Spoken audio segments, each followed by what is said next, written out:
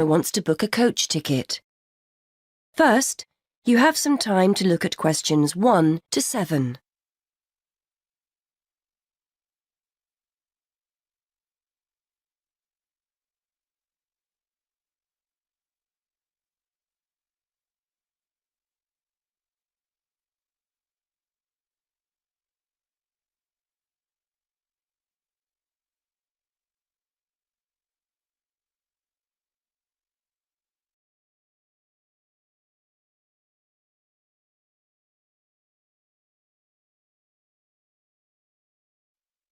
Now we shall begin. You should answer the questions as you listen, because you will not hear the recording a second time. Listen carefully.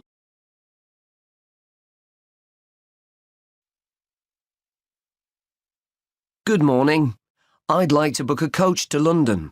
I was hoping you had something available this Saturday afternoon. Good morning, sir. Take a seat and I'll just check for you. Yes, we still have several free seats for Saturday. Where will you be leaving from? There are 3 pickup points in town: Main Street, Centenary Square, or the Central Bus Station. From Centenary Square, please.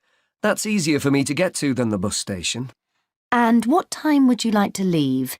There are coaches on the hour every hour, from 12 through till 6 p.m. Well, I'm meeting someone at the station in London and I need to be there for 4:30. So, which one would you recommend? Well, there's one leaving at 1 that arrives at Victoria Station at 4:10, if that's any good. Traffic is usually quite light at the weekend and the drivers tend to make good time, so I think you'd certainly be there for 4:30. OK, that sounds just right. I think I'll take that. I can always phone ahead if I'm going to be late. And when are you returning, sir? Actually, I'm not sure when I'll be coming back, so I won't book a return ticket, just one way. I can always book you an open return if you'd like. You can use this at any time within the next month, as long as you contact us first to reserve a seat. Well, there's a chance I might be getting a lift back, you see, so I'll just pay for one way. I don't want to buy a return if I don't need it. OK, no problem. Are you travelling alone? Just the one ticket, please. I'm going down to visit my daughter at university. My son's meeting me at the station, so it's a proper family reunion. Very nice. OK, well, I can book that for you if you like, sir. That'll be £23.50. Now, I just need to take down some details. Can I have your name, please? Yes, it's Matthew Upton. That's U-P-T-O-N. And your address? 34 Allesley Road. Allesley, that's A-L-L-E-S-L-E-Y. And your telephone number? 01732 558 997. And your email address. We'll use this to send confirmation of your travel details. matt257@yahoo.co.uk. OK, thanks. Before you hear the rest of the conversation, you have some time to look at questions 8 to 10.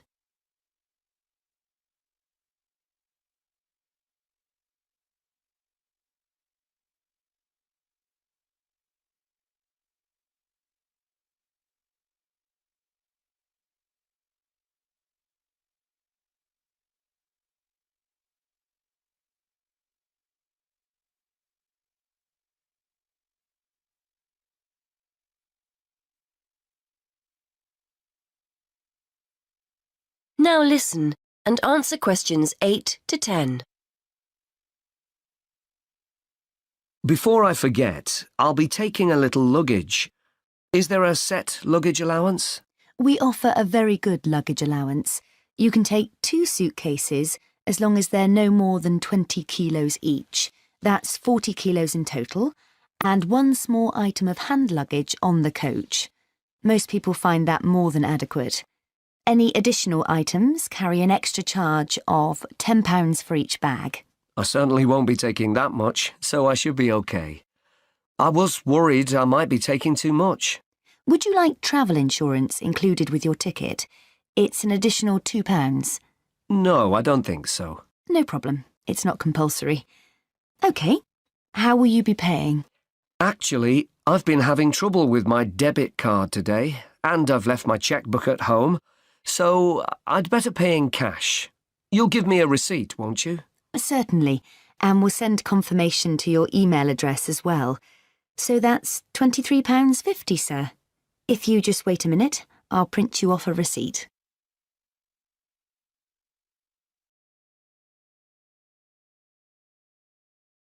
That is the end of part 1. You now have half a minute to check your answers.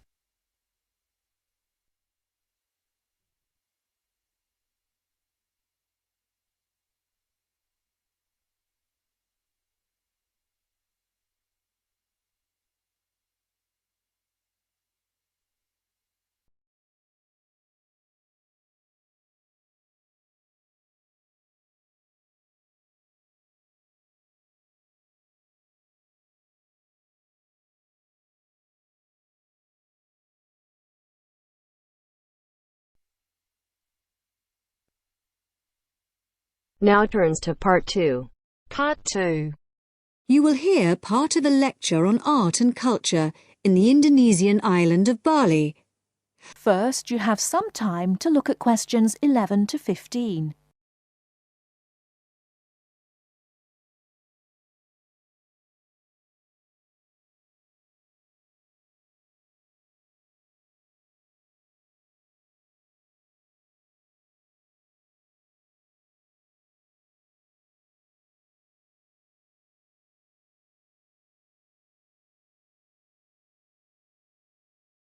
Now, listen carefully and answer questions 11 to 15. Last week, we looked at the traditional art of Japan. In this week's lecture, we're going to move south and look at the very special way in which art has developed in the beautiful island of Bali, which is now part of Indonesia. I'll begin by giving you a brief historical overview. It's thought that the first inhabitants of Bali were farmers who arrived around 3000 BC, at the beginning of the Iron Age. They probably originally came from China, and in Bali they cultivated rice and built temples ornamented with wood and stone carvings and statues. The Hindu religion was introduced in the 14th century AD, and this has remained the main religion on the island. This was an important period in the artistic development of the island, when sculptors, poets, priests and painters worked together in the service of the ruling families. Rather than painting everyday scenes, artists concentrated on narrative paintings illustrating the epic stories of Hinduism. Bali's rich natural resources have always made it an alluring goal for merchants, and from the 17th century onwards, Dutch ships visited the island to trade in spices and luxury goods.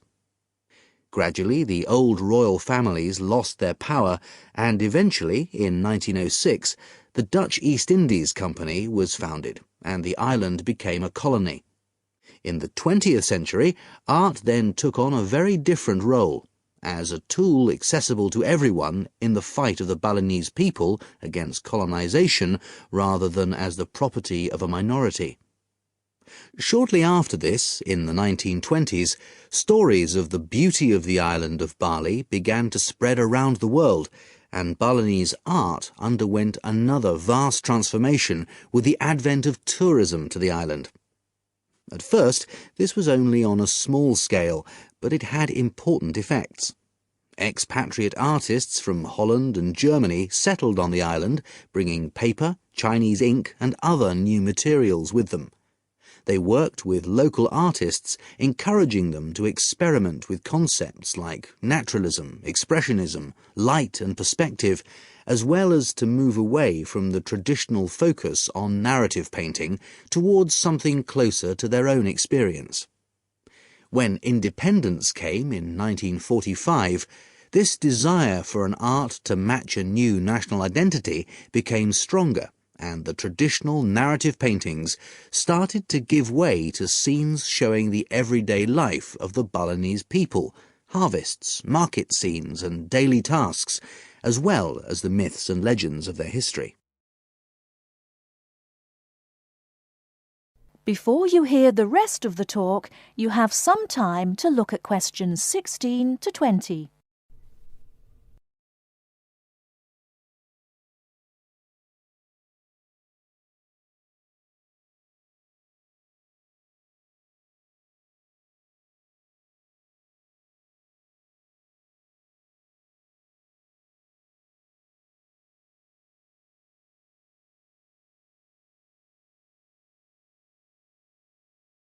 Now listen and answer questions 16 to 20. Many of the features that give this art its special place in the world today can be traced back to these historical roots. One feature that is rooted in the events of the last century is that today in Bali, the production and the appreciation of art is not restricted to a minority. In fact, there is a famous saying that in Bali, everyone is an artist. And it's not considered that to make art or talk about art, any formal training is needed. Art is just produced as part of Balinese life. Even fruit salad is served with flowers strewn on top. One factor which has contributed to this productivity is Bali's fertility. Over the centuries, the rich soil and the fact that food and shelter are readily available has given the islanders the leisure to develop their arts. While painting, sculpture, carving and music have traditionally been the province of men, women have channeled their creative energy into making lavish offerings to the gods with spectacular pyramids of flowers, fruit and cakes offered at the temples on festival days and celebrations. All these kinds of art still have close links with the religion of the people and are something that people do on a daily basis. Another special characteristic of art in Bali is that it is not generally seen as an individual pursuit. In the West, art is often carried out by the artist on his own, reflecting his own individual worldview in the hope of achieving personal wealth and fame. For Balinese artists, art is something that's done as a group, and many artists may participate in one piece of work. And Balinese art is not restricted to temples and offerings. It decorates objects such as jackets, motorcycles, hotel menus, and so on. But perhaps the most significant characteristic of Balinese art, and one that distinguishes it most from the art of the West, is to do with its expected lifespan. Carvings are made in soft stone, which is gradually destroyed over the years. The humid climate rots paper and cloth paintings. The magnificent offerings of fruit and sweets are eaten.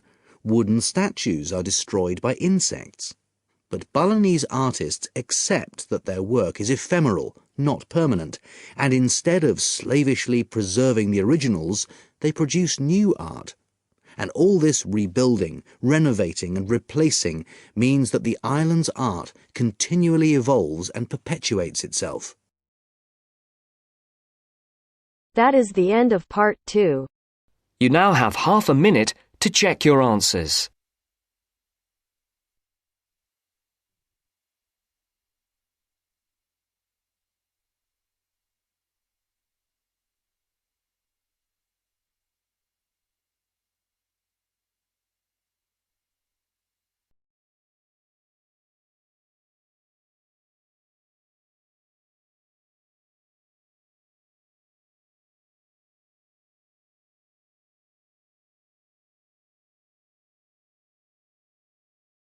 Now turns to part 3.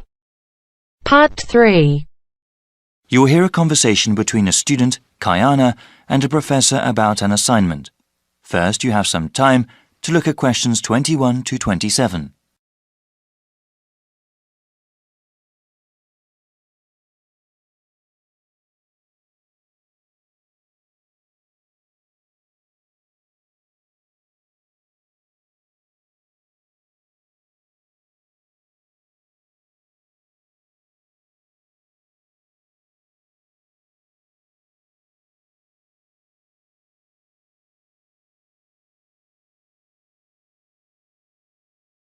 Now listen carefully and answer questions 21 to 27. Hi, Dr. Reed. Are you busy right now? Do you mind if I come in for a second? Hey, Kiana. No, I don't mind at all. Thanks. I just wanted to say that I'm enjoying your urban studies course and that I'm having some trouble with the first assignment. Okay, no problem. What do you want to ask? This is my first time writing a paper of this length. All right, what sort of trouble are you running into? Well, writing more than 10 pages is actually turning out to be quite a task. I've been rereading some of the material, and I'm just not sure how to approach the assignment. Yes, it takes some time to get used to academic writing assignments. More time than I expected, really. I also want to do a really good job on the assignment. I don't want to put a half-hearted effort into it.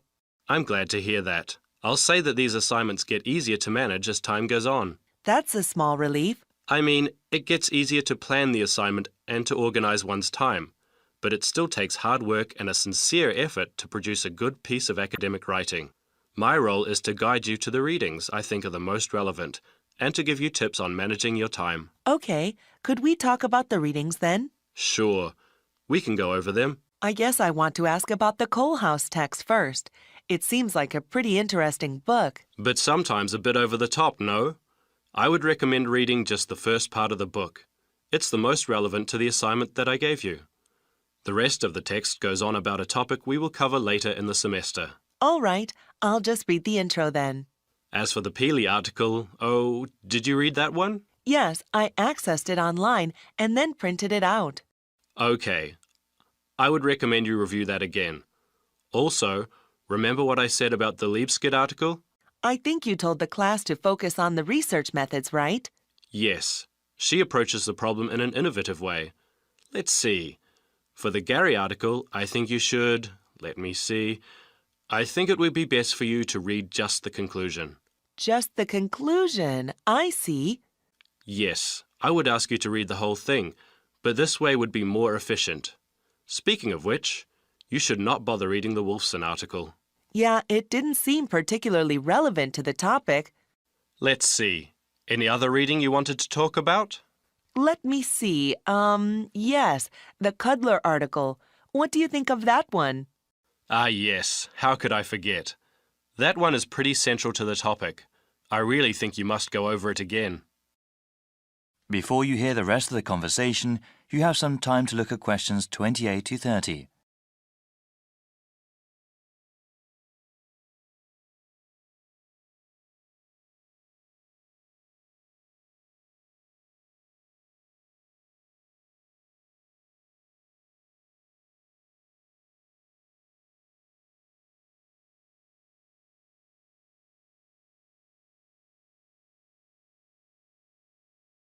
Now listen and answer questions 28 to 30. All right. Is there anything else you wanted to ask about?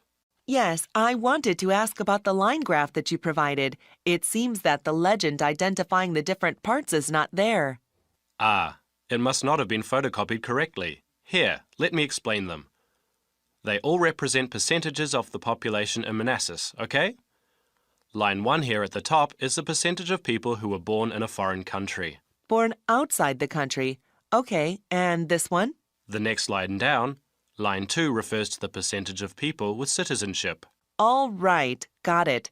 Those making a middle-class wage are represented by the fifth line down. Okay, middle-class wage earners. And the line number 4? That is the percentage of people with a college education or higher. All right, and the one in the middle? That one is the percentage of population who are married and have children. Got it. Thank you so much, Dr. Reed. I really appreciate your help.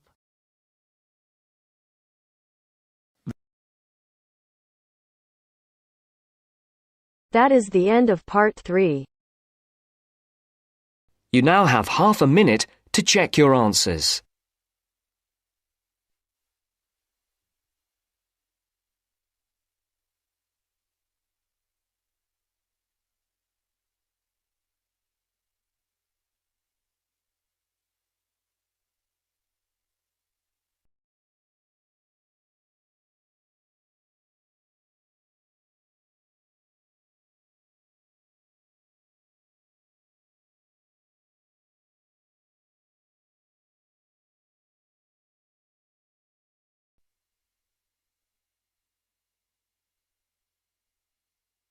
now turns to Part 4. Part 4. You will hear part of a lecture on cities of the future. You now have 30 seconds to read questions 31 to 37.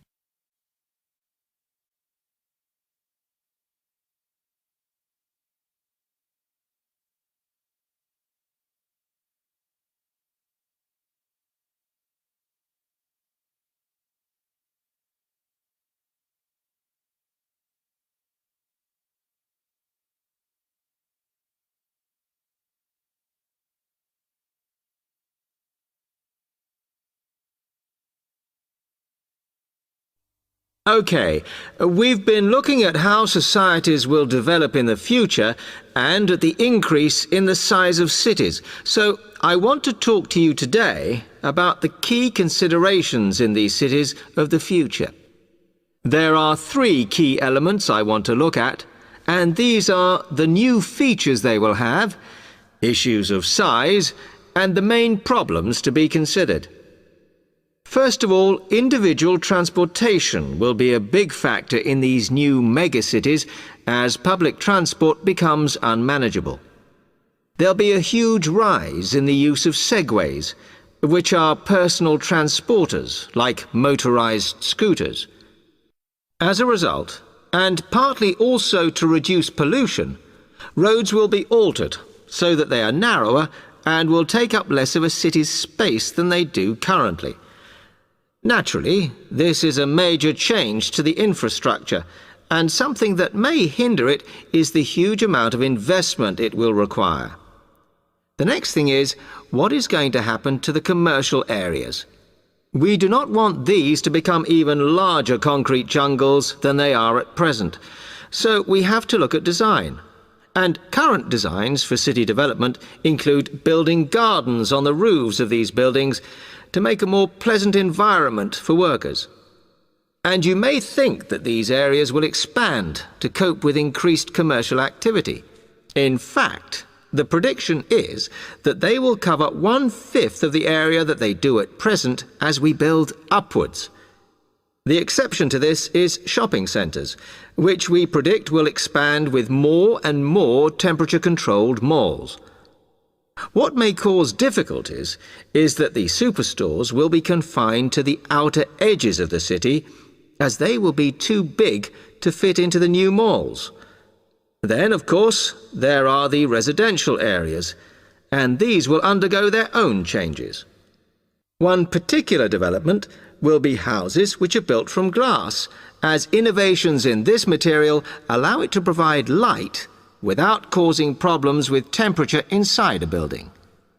The residential areas will not be allowed to expand without limit, as happens in some areas at present, and their size will be restricted to a population of 15,000. One issue, which has yet to be resolved, and I'm not sure it ever will be, is how we manage to house older residents. They will be increasing in numbers as time goes on. Finally, how will these cities live? We know we have limited energy sources, so what will we do? Well, something currently in development, which will be a feature, is that waste is going to become an energy source. For example, to provide gas in homes. Also, as new technology and systems are developed, we will find that energy plants will become smaller. Another energy source we could use, but one which raises issues of having enough space and too much noise, is wind farms. Because of the problems, I'm not convinced these will be the grand solution to our energy problems that we thought they were going to be. You now have 15 seconds to read questions 38 to 40.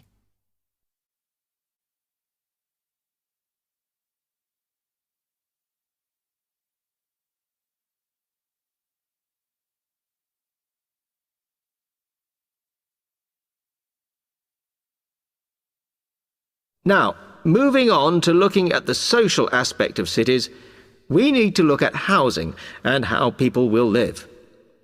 Cities currently have flats in the centre, populated by single people and wealthier residents, and families tend to move to the outskirts. In the future, the centre of cities will see a dramatic change.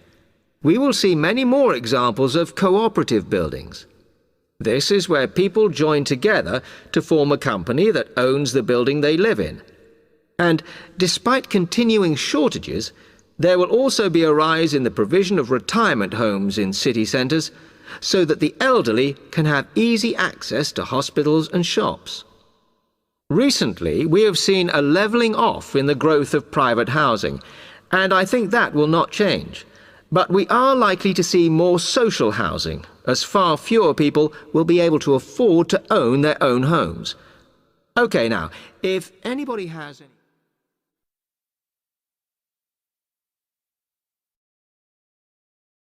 That is the end of part 4. Check your answers.